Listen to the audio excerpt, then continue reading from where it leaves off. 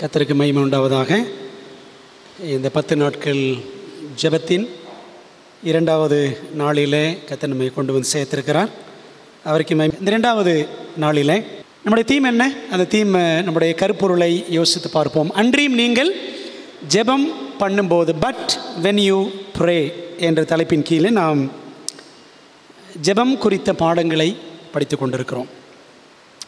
இன்றைக்கு நம்முடைய தலைப்பு என்னவென்றால், ஜெபிக்க எங்களுக்கு போதியும். Teach us how to pray. லூக்கா 11ஆம் அதிகாரம் வசனம் 1.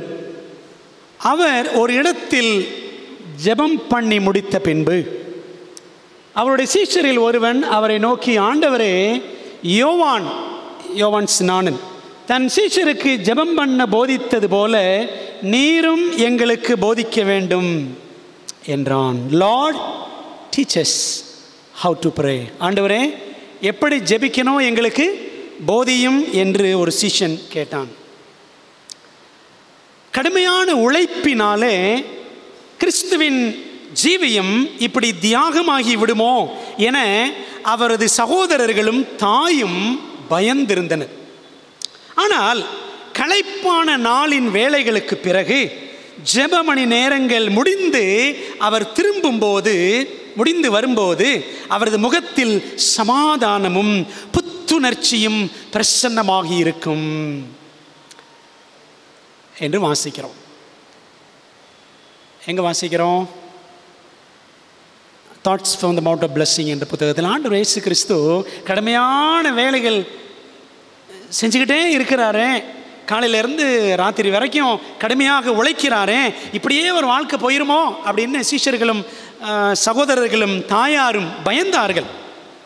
ஆனால் ஆண்டவர் நினச்சி வரான், அந்த நாள் ஃபுல்லாக கடுமையான வேலை இருந்தாலும் என்ன செய்ய, ஜெபம் பண்ணுறதுக்கு போயிடுவார். அவர் ஜெபம் பண்ணி முடிச்சுட்டு வந்ததுக்கப்புறம் பார்த்தீங்கன்னா முகத்தில் ஒரு சமாதானம், ஒரு புத்துணர்ச்சி காணப்படும். தொடர்ந்து வாசிக்கிறேன் ஆங்கிலத்தில். The Savior's face was irradiated with a celestial brightness. Seeming unconscious of their presence, he continued praying aloud. ஆண்டவர் இயேசு கிறிஸ்து ஒரு நாள் ஜெபம் பண்ணிக்கிட்டு இருக்கிறார். அவருடைய சீஷர்கள் எல்லாம் பக்கத்தில் பார்த்துக்கிட்டு இருக்கிறாங்க. அவங்க பக்கத்தில் இருக்காங்கன்னே அவருக்கு தெரியல. அவர் ஊக்கமாக ஜெபிக்கிறார். அவர் ஜெபம் பண்ணும் பொழுது இயேசுவின் முகத்தில் பார்த்தீங்கன்னா ஒரு பரலோக பிரகாசம் வீசியது. பக்கத்தில் இருக்காங்க தெரியல. அவர் சத்தமாக ஜெபித்தாராம். பைபிள் நீங்கள் படிச்சிருக்கீங்களா? எபிரேயர் 5ஆம் அதிகாரம் 7ஆம் வசனம் படிச்சிங்கன்னா இயேசு கிறிஸ்து எப்படி ஜெபம் பண்ணாராம்? பலத்த சத்தத்தோடும் கண்ணீரோடும், with strong cries and tears அப்படின்னு படிப்போம். ஆண்டவர் இயேசு கிறிஸ்து ஜெபம் பண்ணும் பொழுது பலத்த சத்தத்தோடு ஜெபம் பண்ணுவார். அதனால் விடிய காலம் 4 மணிக்கு எந்திரிச்சு சத்தம் போட்டு ஜெபம் பண்ணாதீங்க. பக்கத்தில் உள்ளவங்களாம் பிறகு தூங்க முடியாமல் போயிடும். சரிங்களா? தனியாக போய் ஜெபம் பண்ணணும். ஆண்டவர் இயேசு எப்படி ஜெபம் பண்ணுவார்? ஆண்டவர் வனாந்தரத்தில், மலையில், அப்படி தானே? அப்படி போய் தனியாக சத்தம் போட்டு ஜெபம் பண்ணுவார். தொடர்ந்து வாசிக்கிறேன். The hearts of the listening disciples were deeply moved. அவர் பண்ணக்கூடிய அந்த ஜெபங்களை பார்த்த சீஷர்கள் இருதயங்கள் அசைக்கப்பட்டன. தமிழ் அப்படி வாசிக்கிறேன்னு. கேட்டுக்கொண்டிருந்த சீடர்களின் இருதயங்கள் ஆழமாக அசைக்கப்பட்டன. எத்தனை முறை அவர் தமது பிதாவுடனான தனிமையான தொடர்பில் நீண்ட மணி நேரங்கள் தரித்திருந்தார் என்பதை அவர்கள் கவனித்திருந்தனர். இத்தனை மணி நேரம் ஜெபம் பண்ணுறாரு அப்படிலாம் கவனிச்சாங்களாம். Now as they listened to his supplication, their hearts were awed and humbled. இப்போது அவருடைய வேண்டுதலை கேட்டபோது அவருடைய இருதயங்கள் ஆழ்ந்த உணர்வோடு வியந்து தாழ்மை அடைந்தது. இயேசுவானவர் ஜெபிக்கிறதை பார்த்த உடனே இந்த சீஷர்களுக்கெல்லாம் ஆச்சரியம். அதே சமயத்தில் அவர்கள் தாழ்மை அடைந்தார்கள். எப்படி படிப்போம்.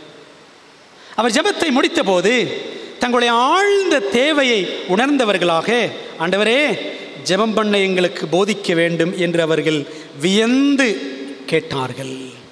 அவர் ஜெபம் பண்ணுறதை பார்த்துட்டு இந்த சீஷர்கள் என்ன சொன்னாங்க? அதான் முதல் பாடம். இன்றைக்கி 3 பாடங்கள் படிக்க போகிறோம். முதல் பாடம், the request of the disciples. சீஷர்களின் கோரிக்கை. ஆண்டவர் இயேசு கிறிஸ்து ஜெபம் பண்றதை பார்த்துட்டு சீஷர்கள் ஒரு கோரிக்கை வைக்கிறாங்க. சீஷர்கள் என்ன கேட்குறாங்க? ஆண்டவரே, யோவான் தன்னுடைய சீஷர்களுக்கு ஜெபம் பண்ண போதித்தது போல நீங்களும் எங்களுக்கு எப்படி ஜெபம் பண்ணணும்னு சொல்லிக் கொடுங்க. சீஷர்கள் இப்படி கேட்பதிலிருந்து நம்மளாம் இப்படி ஜெபம் பண்றது இல்லையே, நம்மிடம் தங்களிடம் ஜெப குறைவு இருக்கிறது, ஆண்டவரே உங்களை போல நாங்களும் ஜெபம் பண்ண விரும்புகிறோம் என்று சொல்வது போல தெரிகிறது. அப்படிதானே? அப்படிதான் அவன் கேட்குறான். பிரியமான தேவ பிள்ளைகளை, அப்போ இதுலேருந்து என்ன தெரியுதுன்னா, இந்த சீஷர்களுடைய ஜெப வாழ்க்கையை காட்டிலும் இயேசு கிறிஸ்துவின் ஜெப வாழ்க்கை எப்படி இருந்துச்சு? வித்தியாசமாக இருந்துச்சு. It was entirely different. the prayer life of Jesus. அதை மார்க் 1:35 படித்தாலே தெரிஞ்சிடும். மார்க் 1:35 என்ன படிக்கிறோம்? அவர் அதிகாலையில் இருட்டோடு எழுந்து புறப்பட்டு வனாந்தரமான ஒரு இடத்திற்கு போய் அங்கே ஜெபம் பண்ணினார். சீஷர்கள் என்ன செய்வாங்க? இவங்க நல்லா தூங்கிட்டு இருப்பாங்க. எச்சமின தோட்டத்துக்கு போனாலும் தூங்கிக்கிட்டு இருப்பாங்க, மருவ மலைக்கு போனாலும் தூங்கிக்கிட்டு இருப்பாங்க. ஆனால் ஆண்டவர் என்ன செய்வாரா?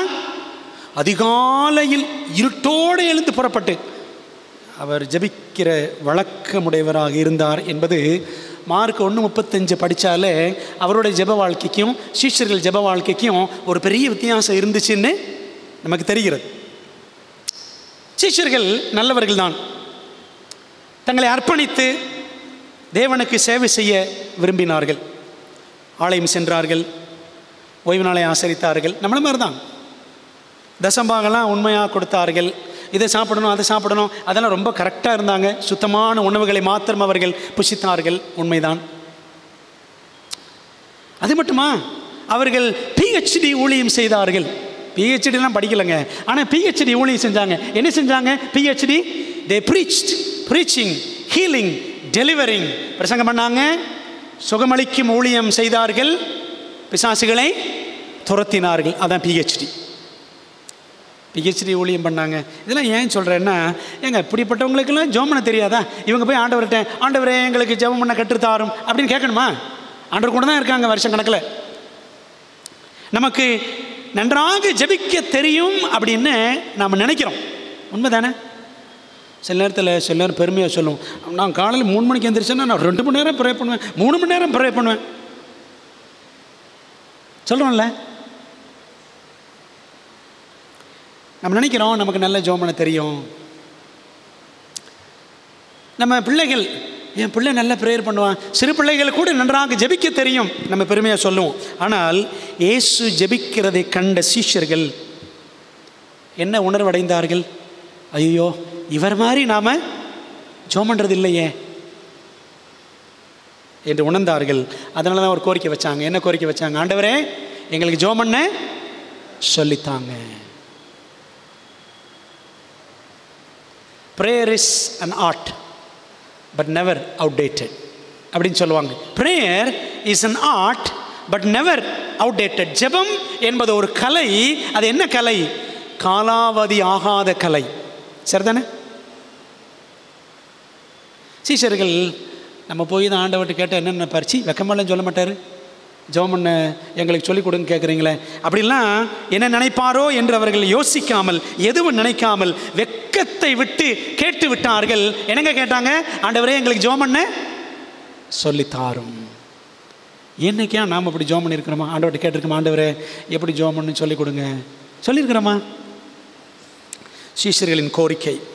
இந்த 10 நாட்கள் ஜெபத்தில் நம்ம கலந்து கொள்ளும் பொழுது நம்ம என்ன வாஞ்சியோடு இருக்கணும் தெரியுமா? ஆண்டவரே இன்னும் நான் அதிகமாக ஜெபிக்கணும். எப்படி நான் ஜெபிக்கணும்? ஆண்டவரே எனக்கு கற்றுக் கொடுங்க. அந்த இருதயத்தோடு சீஷர்கள் எப்படி வந்தாங்க? அப்படி வரணுங்க. அப்படி ஆண்டோட சமூகத்தில் வர வேண்டும். ரெண்டாவது அவர்கள் அப்படி கேட்ட உடனே the response of the Lord Jesus, எஜமான் இயேசுவின் பதில் என்ன சொன்னார்? எத்தனை நாள் என் கூட இருக்கிறீங்க, இதெல்லாம் முதல்ல கேட்டுக்கூடாதா? எப்படி ஜெபிக்கணும் இது கூட உங்களுக்கு தெரியாதா? இப்படிலாம் நான் இருந்தால் சொல்லியிருப்பேன், அப்படி தானே? ஆனால் ஆண்டவர் இயேசு கிறிஸ்து கடிந்து கொண்டாரா? He responded but not rebuked. உடனே பதில் கொடுத்தார் ஒழிய அவர் என்ன செய்யலை? கடிந்து கொள்ளவில்லை. ஏனென்றால் கேளுங்கள் கொடுக்கப்படும் என்று சொன்னவர் அவர் அல்லவா? கேட்டாங்க, கொடுத்தாரா? உடனே கொடுத்தார். உடனே பதிலை பரமண்டல ஜெபமாக கொடுத்து விட்டார். நம்மிடம் யாராவது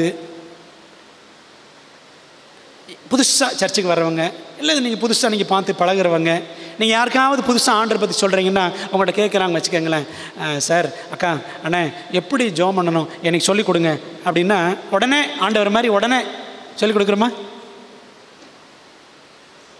நம்ம பதில் என்ன? உடனே சொல்லிக் கொடுக்குறோமா? உடனே ஒரு ஜெபம் மாதிரி ஜெபம் எழுதி கொடுக்குறோமா? யோசித்து பார்ப்போம். Disciples petition brought from Jesus an international prayer. சீஷர்கள் வைத்த அந்த கோரிக்கை இயேசுவிடமிருந்து ஒரு சர்வதேச ஜெபத்தை நமக்கு கொடையாக கொண்டு வந்தது. சர்வதேச ஜெபம் அப்படிதானே? இந்த ஜெபம் எல்லாரும் பண்ணுறாங்கல்ல அன்பானவர்களே. இந்த பரமண்டல ஜெபத்தை பொதுவாக என்ன சொல்லுவாங்க? The Lord's Prayer அப்படின்னு சொல்லுவாங்க. கர்த்தருடைய ஜெபம் என்று நாம் சொல்லுகிறோம்.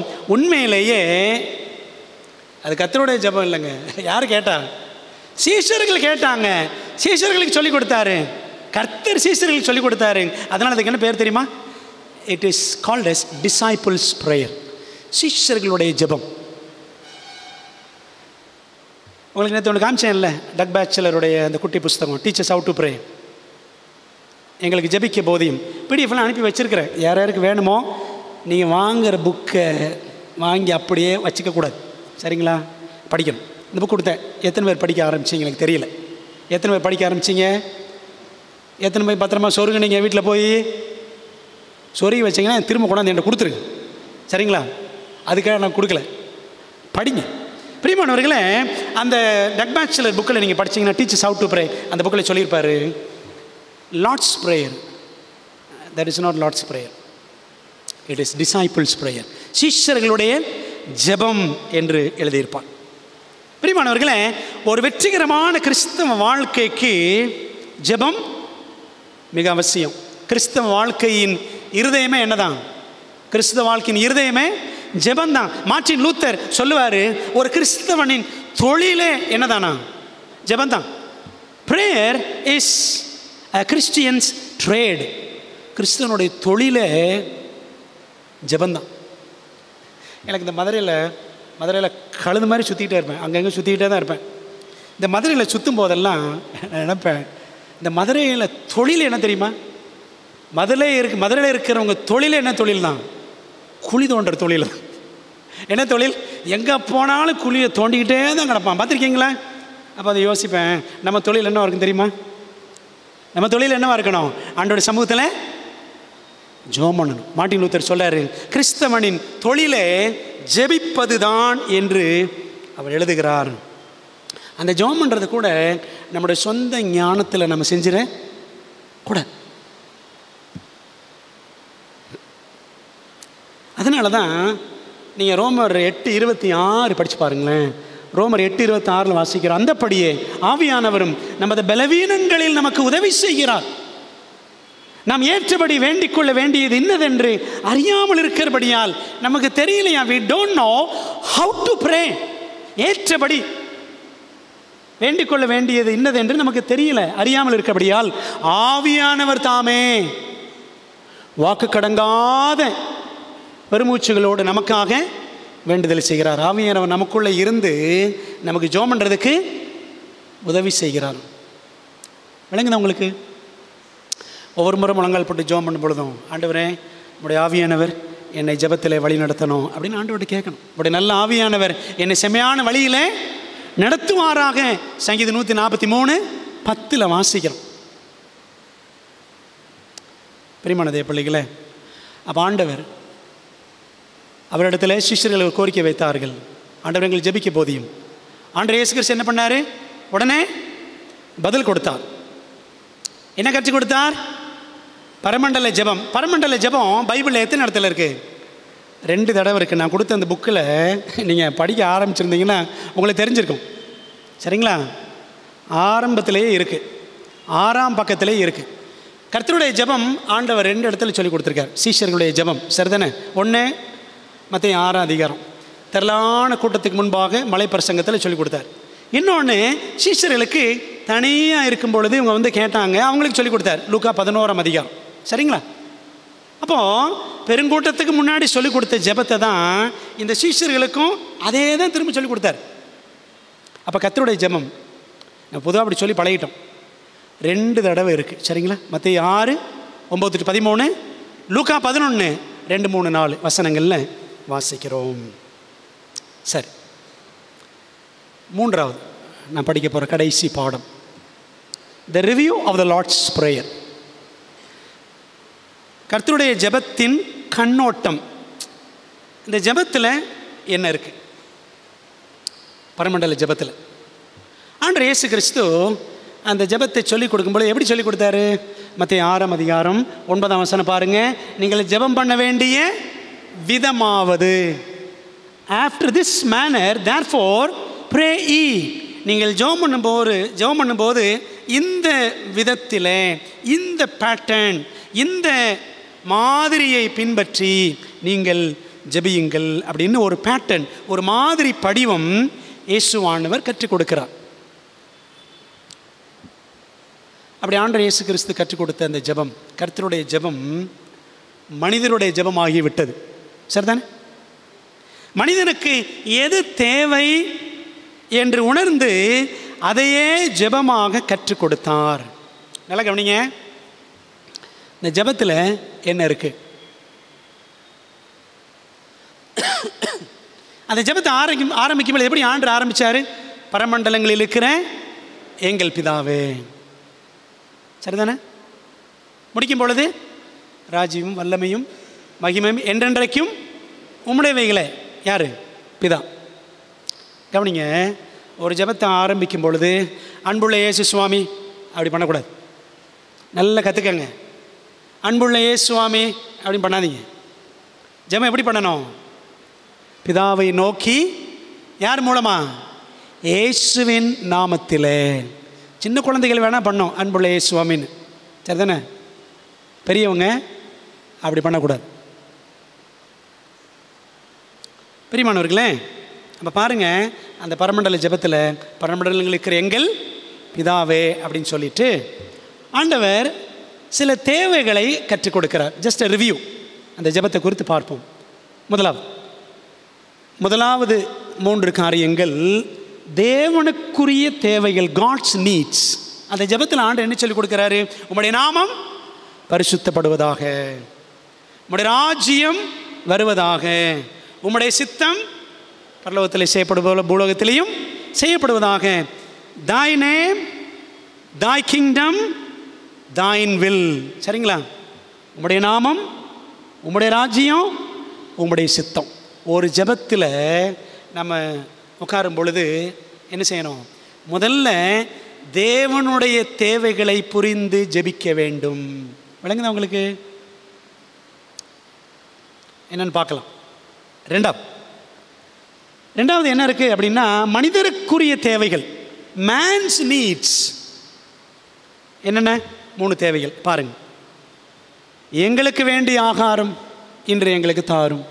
2வது, எங்கள் கடனாளிகளுக்கு மன்னிக்கிறது போல் எங்கள் கடன்களை மன்னியும். 3வது, எங்களை சோதனைக்குட்பட பண்ணாமல். சரிதானே?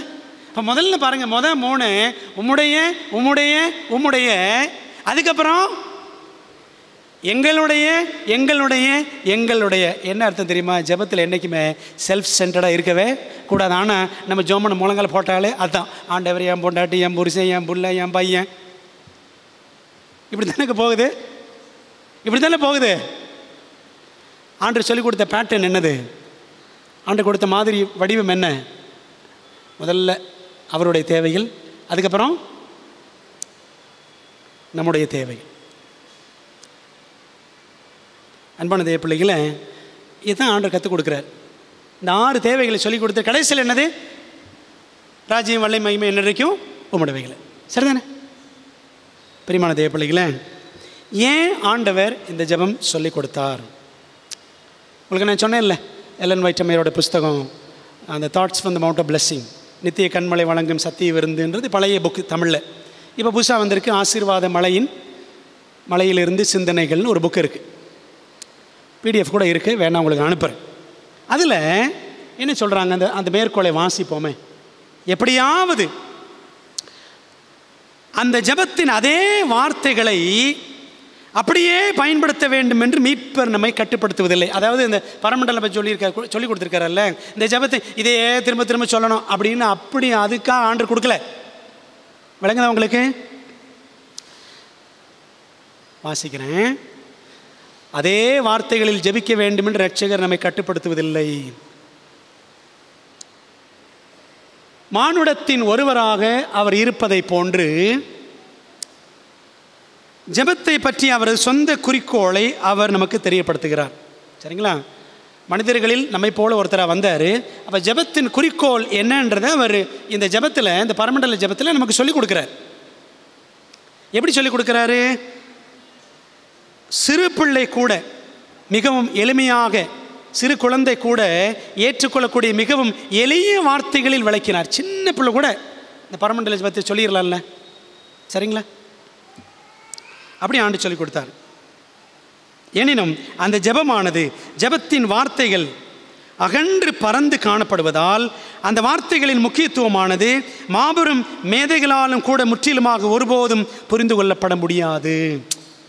அது ஒரு சிம்பிள் ப்ரேயர் தான், ஒரு எளிமையான ஜெபந்தான். குழந்தை கூட புரியும், சில நேரத்தில் மாமேதைகளுக்கு புரியாது. நம் தேவைகளை அவருக்கு அறிவிக்கவும். சரிங்களா? வாசிக்கிறேன். நமது நன்றி கூறல் எனப்படும் அன்பளிப்போடு நமது தேவைகளை தெரியப்படுத்தி நமது பாவங்களை அறிக்கையிட்டு அவருடைய வாக்கு தத்தங்களுக்கு ஏற்றதாக அவரது இரக்கத்தை உரிமை கொண்டாட தேவனிடத்திற்கு வரும்படி நமக்கு கற்றுக் கொடுக்கப்படுகிறது. ஆண்டு என்ன சொல்லிக் கொடுக்க இந்த ஜெபத்தில் அப்படின்னா சில பாயிண்ட்ஸ் பாருங்களேன்.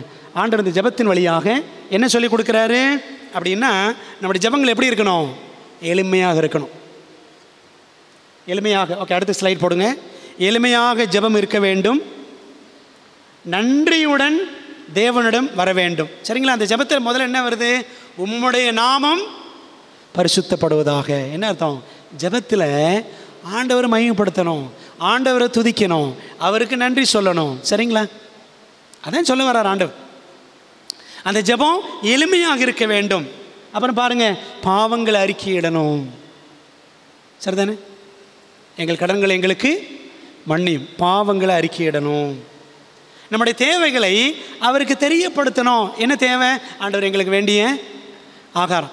ஆகாரம்னா சோறுன்னு நினச்சிக்காதீங்க, அது ரெண்டாவது அர்த்தம். முதல் அர்த்தம் என்ன தெரியுமா? ஆண்டவர் எங்களுக்கு வேண்டிய சத்திய ஆகாரத்தை தாரும். இன்றைக்கி எங்களுக்கு என்ன சத்தியம் ஆண்டவரை எங்களுக்கு சொல்லிக் கொடுங்க. சரிங்களா? அப்படி கேட்கணும். எங்களுக்கு என்ன பாடம் நீ கற்றுக் கொடுக்குறீங்க ஆண்டவரே, எங்களுக்கு என்ன சத்தியம் அதை கற்றுக் கொடுங்க. வெறும் சோறுன்னு நினச்சிக்காதீங்க. சோறு ரெண்டாவது தான், அது ரெண்டாம் பட்ச அர்த்தம் தான். ஃபர்ஸ்ட் ஹேண்ட் மீனிங் என்ன? முதலாம் பட்ச அர்த்தம், ஆண்டவரே எங்களுக்கு வேண்டிய சத்தியத்தை கற்றுக் கொடுங்க. பிரியமான தேவ பிள்ளைகளே, அப்போது நம்முடைய ஜெபம் இப்படி தான் இருக்கணும். இந்த பரமண்டல ஜெபம் ஆண்டவர் ஏன் சொல்லி கொடுத்தாருன்னா, ஜெபம் எளிமையாக இருக்கணும். சரிங்களா? சிம்பிளாக இருக்கணும். பரமண்டல ஜெபம் ஒரு எளிமையான ஜெபம் தானே. நம்ம ஜெபங்கள் அப்படி தான் இருக்கணும். அப்புறம் நன்றியோடு தேவனிடத்தில் வர வேண்டும், பாவங்களை அறிக்கையிடணும், நம்முடைய தேவைகளை அவருக்கு தெரியப்படுத்தணும், வாக்கு தத்தத்தின்படியே அவர் இரக்கத்தை நாம் உரிமை கொண்டாட வேண்டும். சரிங்களா? வாக்கு தத்தங்களை சொல்லி தெய்வ சமூகத்தில் நாம் உரிமை கொண்டாடி ஜெபிக்க வேண்டும். பிரியமானவர்களே, எங்கள் கடனாளிகளுக்கு நாங்கள் மன்னிக்கிறது போல ஆண்டு சொல்லிக்கார்ல, நீங்கள் மற்றவங்களும் மன்னிச்சாதான் ஆண்டவர் உங்களுக்கு மன்னிப்பார். சரிதானே? அப்போ பாருங்க, அந்த வாக்குத்தத்தை சொல்லி கிறிஸ்து ஜெபிக்க சொல்லி கொடுக்குறார். என்ன அர்த்தம்னா, நம்முடைய ஜெபங்களில் என்ன இருக்கணும்? வசனங்கள் இருக்க வேண்டும், வாக்குத்தத்தங்கள், ஆண்டுடைய வார்த்தைகள் நம்முடைய ஜெபங்களில் அதிகமாக இருக்க வேண்டும் அப்படின்னு சொல்லிட்டு இந்த பரமண்டல ஜெபத்தில் ஒரு மாதிரி படிவம், ஒரு பேட்டர்ன், ஜெபம்னா இப்படி தான் இருக்கணும்னு ஒரு மாதிரியை ஆண்டவர் கற்றுக் கொடுக்கிறார். என்ன சொன்னார்னா, நீங்கள் இது மாதிரியே சொல்லுங்கள் அப்படி ஆண்டு சொல்லலை. விளங்குதா உங்களுக்கு? மந்திரம் போல, கிளிப்பிள்ளை போல அருள் நிறைந்த மாதிரியே வாழ்க, சிறியர்களுக்குள்ளே ஆசீர்வதிக்கப்பட்டவளே, இப்படி அங்கே ஆண்டு ஜெபம் பண்ண சொல்கிறாரு. இப்படி தான் இன்றைக்கி பண்ணுறாங்க. அப்படி தானே இன்றைக்கி நிறைய சபைகளை பண்ணுறாங்க. அந்தோனியார் ஜெபம், செபஸ்தியார் ஜெபம், அந்த ஜெபம், இந்த ஜெபம். அந்த மாதிரி பரமண்டல ஜெபத்தை ஆண்டவர் கொடுக்கல. ஆண்டவர் எப்படி கொடுத்தாரு? இதை ஒரு ஐடியா வச்சுக்கோங்க, இதன் அடிப்படையில் நீங்கள் ஜெபிக்கணும். சரிங்களா? என்ன செய்யணும்? ஆண்டவர் மையப்படுத்தணும், அவருக்கு நன்றி சொல்லணும், ஜெபம் எளிமையாக இருக்கணும், நம்முடைய தேவைகளை அவருக்கு சொல்லணும், வாக்குத்தத்தங்களை சொல்லி ஜெபிக்கணும். விளங்குது உங்களுக்கு? அதாங்க பேட்டர்ன், அதான் ஆண்டவர் கொடுத்த மாதிரி என்பதை மறந்து விடாதீர்கள். இயேசு தந்த மாதிரியை நாம் பின்பற்ற வேண்டும். கடைசியாக ஒரு காரியத்தை சொல்லி முடிக்கிறேன். Jesus himself, while he dwelt among men, was often in prayer. He is our example in all things. His humanity made prayer a necessity and a privilege. He found comfort and joy in communion with his Father. And if the Savior of men, the Son of God, felt the need of prayer, how much more should feeble, sinful mortals feel the necessity of fervent, constant prayer? Steps to Christ-ல வாசிக்கிறோம். தமிழில் வாசிக்கலாமா? மனிதர் மத்தியில் வாழ்ந்த போது இயேசு தாமே அடிக்கடி ஜெபித்தார். இயேசு கிறிஸ்து எப்படி ஜெபம் பண்ணாராங்க? அடிக்கடி ஜெபம் பண்ணார். எல்லாவற்றிலும் அவர் நமக்கு முன்மாதிரியாக இருக்கிறார். பைபிளில் நிறைய வசனங்கள் இருக்குது. அவர் வனாந்தரமான ஒரு இடத்துக்கு போனார், மலை மேலே போனார், ராம் முழுவதும் ஜெபம் பண்ணார், விடிய காலம் எழுந்து அதிகாலமே ஜெபம் பண்ணார், அடிக்கடி ஜெபித்தார். ஜெப வாழ்க்கையில் அவர் நமக்கு முன்மாதிரி இயேசுவானவர். வாசிப்போம். அவர் மனிதத்தன்மை உடையவராக இருந்ததால் ஜெபம் அவருக்கு தேவையாக இருந்தது. ஏன் ஜெபம் பண்ணார்? He was in human flesh, மாம்சத்தில் இருந்தார், மனுஷனாக இருந்தார். ஜெபம் அவருக்கு தேவையாக இருந்தது, சிலாக்கியமாகவும் இருந்தது. அது அவருடைய சிலாக்கியம். நமக்கும் அப்படித்தான். பிதாவோடு இருந்த ஐக்கியத்தில் அவர் ஆறுதலும் சந்தோஷமும் கண்டார். சரிதானே? பிதாவோடு இருந்த ஐக்கியத்தில் ஆறுதல், அவருக்கு சந்தோஷம். மனிதர்களின் இரட்சகரும் தேவகுமாரனுமாக இருந்தவருக்கே ஜெபம் தேவையாக இருந்ததென்றால், நம்முடைய இரட்சகர் அவர் தேவகுமாரன், அவருக்கே ஜெபம் அவசியம் என்றால் பாருங்களேன், பலவீனமும் அழிவுக்கும் ஏதுவான பாவிகளான நமக்கு அந்த ஜெபம் எவ்வளவு தேவை! ஊக்கமான இடைவிடா ஜெபம் அவசியம். அன்பான தேவ பிள்ளைகளே, இந்த 10 நாட்கள் ஜெபம் ஏதோ பிரேயர் நடத்தினாங்க அப்படின்னு நினச்சிடாதீங்க. ஆண்டவரே, நாங்கள் ஜெப வாழ்க்கையில் இயேசுவை போல ஜெபிக்கணும் என்ற தாகத்தோடு நாம் இந்த ஜெபத்தில் பங்கு பெற வேண்டும். சம்மரி சுருக்கம் பார்ப்போமா? என்ன படித்தோம்? இயேசு ஜெபத்திற்கு முதலிடம் கொடுத்தார். ஒரு நாளில் அவர் செய்த முதல் செயலும் அதுவே. மார்க் 1ஆம் அதிகாரத்தை வீட்டில் போய் படிங்க. பகலெல்லாம் காலையிலேருந்து நைட்டு வரைக்கும் இடைவிடாத ஊழியம் செஞ்சிருப்பார். அதிகாலை இருட்டோடு எழுந்து ஜெபம் பண்ண தனியாக போயிடுவார். ஒரு நாளில் அவர் செய்த முதல் செயலும் அதுவே. அதிகாலம் அவர் அன்றாடம் ஜெபித்தார். அவரது வாழ்வே ஜெப வாழ்வாக இருந்தது. அவருக்கு ஜெபிக்க இடமும் நேரமும் மனமும் இருந்தது. அவரை போல் ஜெபிக்க நம்மையும் அவர் அழைக்கிறார். அதற்கு நம்ம ஒப்புக் கொடுப்போமா? பெரியமான தேவ பிள்ளைகளே, தேவனோடு ஒரு நெருங்கின உறவு நமக்கு தேவை. அதற்கு தான் தேவன் இந்த ஜெபத்தை கொடுத்திருக்கிறார். ஜெபம், வேத தியானம், இந்த அனுபவத்தில் வளருவோம். கர்த்தர் நம்மை ஆசீர்வதிப்பார். ஜெபம் பண்ணுமா? நல்ல தகப்பனே, இந்த 2வது நாளிலே கர்த்தர் எங்களோடு பேசினதற்காக நன்றி. உம்முடைய குமாரனாகிய எங்கள் இரட்சகராகிய இயேசு கிறிஸ்துவின் ஜெப வாழ்க்கையை கொஞ்சம் போல பார்த்தோம் ஆண்டவரே. அவருடைய வாழ்க்கை, ஜெப வாழ்க்கை எத்தனை ஆச்சரியமானது! அவரை போல் நாங்கள் ஜெபிக்கிறது இல்லையே என்று சீஷர்கள் தங்கள் குறையை உணர்ந்தார்கள். எங்களுக்கும் எங்கள் குறையை உணர்த்துங்கப்பா. எங்களுக்கும் ஜெபிக்க கற்றுத்தாரும். ஆவியானவரை கொண்டு எங்களை நடத்தும். ஆண்டவரே, இந்த 10 நாட்கள் ஜெப அனுபவங்கள் வாயிலாக எங்களை ஜெப வாழ்க்கை இயேசு ராஜாவுடைய ஜெப வாழ்க்கை போல மாறட்டும். எங்களை ஒப்படைக்கிறோம். இயேசுவின் நாமத்தில் ஜெபிக்கிறோம். நல்ல பிதாவே, ஆமென்.